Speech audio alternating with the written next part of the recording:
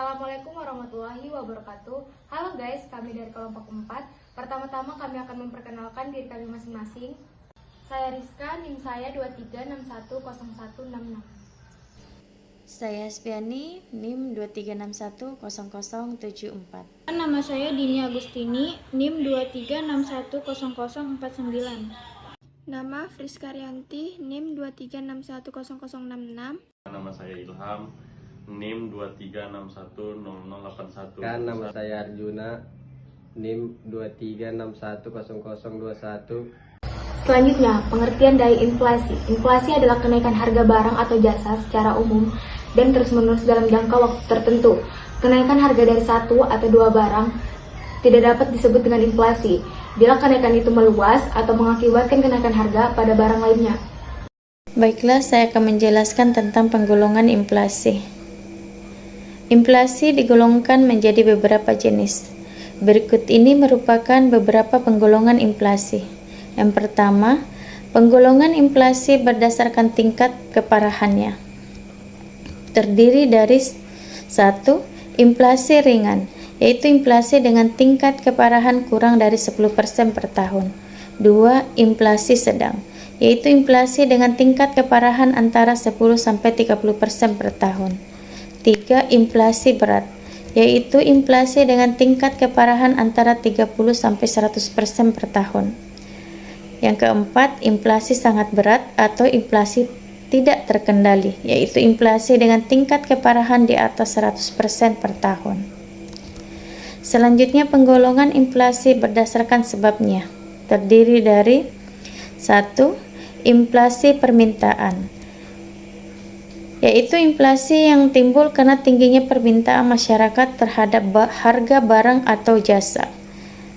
Peningkatan permintaan masyarakat terhadap barang atau jasa disebabkan oleh naiknya tingkat pendapatan masyarakat, sehingga masyarakat cenderung membeli barang atau jasa lebih banyak dari yang biasa mereka gunakan.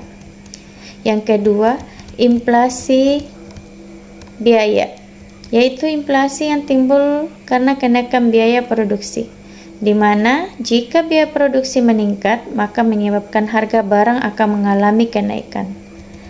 Yang ketiga, inflasi campuran, yaitu inflasi yang disebabkan karena permintaan dan penawaran tidak seimbang. Bertambahnya permintaan barang atau jasa mengakibatkan faktor produksi dan penyediaan barang menurun, sedangkan barang substitusi atau barang pengganti terbatas atau bahkan tidak ada. Selanjutnya, penggolongan inflasi berdasarkan asal-usulnya. Terdiri dari 1. Inflasi berasal dari dalam negeri. Inflasi yang disebabkan oleh kesalahan pengelolaan baik di sektor real maupun di sektor moneter dalam negeri oleh pelaku ekonomi dan masyarakat. Inflasi ini bisa juga terjadi karena jumlah uang di masyarakat lebih banyak daripada yang dibutuhkan. 2. Inflasi berasal dari luar negeri. Inflasi yang disebabkan dengan kenaikan harga barang impor. Hal ini terjadi karena tingginya biaya produksi barang di luar negeri dan adanya kenaikan tarif impor. Inflasi ini berlaku pada negara yang menganut sistem perekonomian terbuka atau open economy system. Penyebab inflasi: 1. Meningkatnya jumlah uang yang beredar dalam masyarakat sehingga para produsen menaikkan harga barang. 2. Kenaikan biaya produksi atau cost plus inflation, di mana inflasi yang terjadi karena meningkatnya biaya produksi. 3. Kenaikan permintaan melebihi penawaran atau di atas kemampuan berproduksi. 4. Berkurangnya jumlah barang di pasaran. Dampak inflasi, terhambatnya pertumbuhan ekonomi negara karena berkurangnya investasi dan berkurangnya minat menabung. 2. Masyarakat yang berpenghasilan rendah tidak dapat menjangkau harga barang karena harga barang mengalami kenaikan. 3. Terjadinya pengangguran. 4. Masyarakat akan cenderung menyimpan barang daripada menyimpan uang. 5. Nilai mata uang turun karena adanya kenaikan harga barang.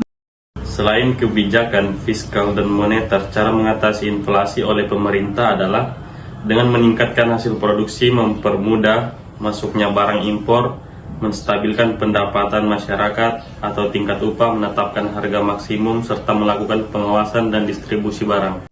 Saya akan menjelaskan contoh inflasi yang ada di Indonesia.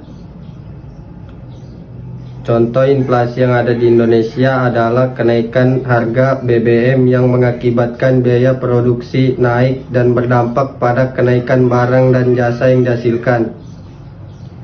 Kenaikan BBM ini mengakibatkan barang dan jasa seperti telur, cabai, dan daging juga ikut naik, sehingga barang dan jasa yang ada di Indonesia semakin bertambah.